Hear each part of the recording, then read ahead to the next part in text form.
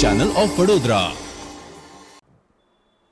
આજરોજ ગુરુ પૂર્ણિમા હોય શહેરના કેવડાબાગ ખાતે ગુરુ વંદનાના કાર્યક્રમનું આયોજન કરવામાં આવ્યું હતું। વહેલી પરોઢથી જ બેઠક મંદિરે પોતાના હૃદયસ્થ ગુરુઓને ગુરુ પૂર્ણિમાની વધાઈ આપવા માટે ભક્તોની લાંબી કતારો જોવા મળી હતી। સાથે જ સોશિયલ મીડિયા પર ઓનલાઈન વિડીયો કોલિંગથી પણ હજારોની સંખ્યામાં ભક્તોએ ગુરુના આશીર્વાદ મેળવ્યા હતા।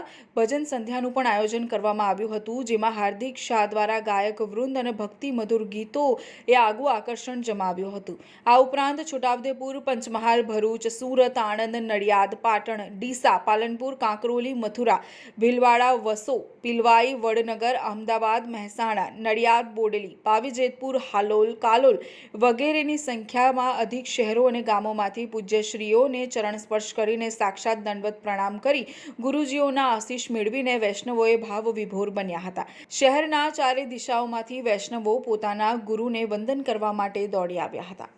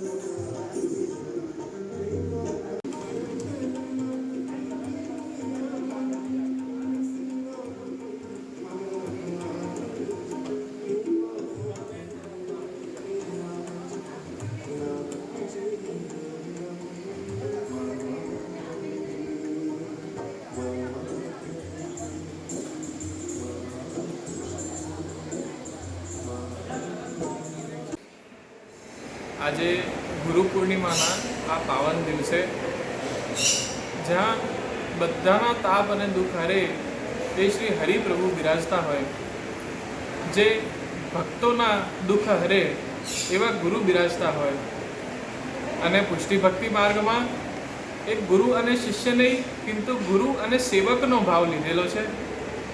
એટલે કે જે સેવક કોને કહેવાય કે ગુરુના દુઃખ જે હરતો હોય, ગુરુની સેવા કરતો હોય, એમના સુખ માટે તત્પર હોય, એ પુષ્ટિ ભક્તિ માર્ગીય સેવક છે। તો આ પાવન દિવસે ગામે ગામથી વૈષ્ણવો આવીને પોતાની લાગણી અને પ્રેમ જ્યારે ગુરુના ચરણોમાં અર્પિત કરી રહ્યા છે, અને આ વાતાવરણ શ્રી દ્વારકાધીશ પ્રભુના બિરાજવાથી એકદમ વ્રજ જેવું થઈ ગયું છે, ત્યારે ખૂબ જ આનંદ અને લાગણીની અનુભૂતિ કરું છું। આપણે ક્યાંક ને ક્યાંક એવી એક ગલતી કરી દેતા હોઈએ કે પોતાના દુઃખ સુખ તો આપણે ગુરુ પાસે લઈને જઈએ છીએ, પણ ગુરુ એ તત્વ છે જીવનનો કે આપણે કહીએ છીએ કે આ આપણા ગુરુ છે, પણ ગુરુ અગર જો કહી દે કે આ મારો સેવક છે, એ સાચી સેવકની પરિભાષા છે। એટલે હું એવી જ અભ્યર્થના પ્રભુના ચરણોમાં કરું છું કે સેવકના ભક્તને હૃદયમાં એવો જ સ્થિર ભાવ આપે અને આ પ્રેમ આગળથી આગળ વધતું રહે, એના સાથે હું ખૂબ ખૂબ શુભકામના આપું છું।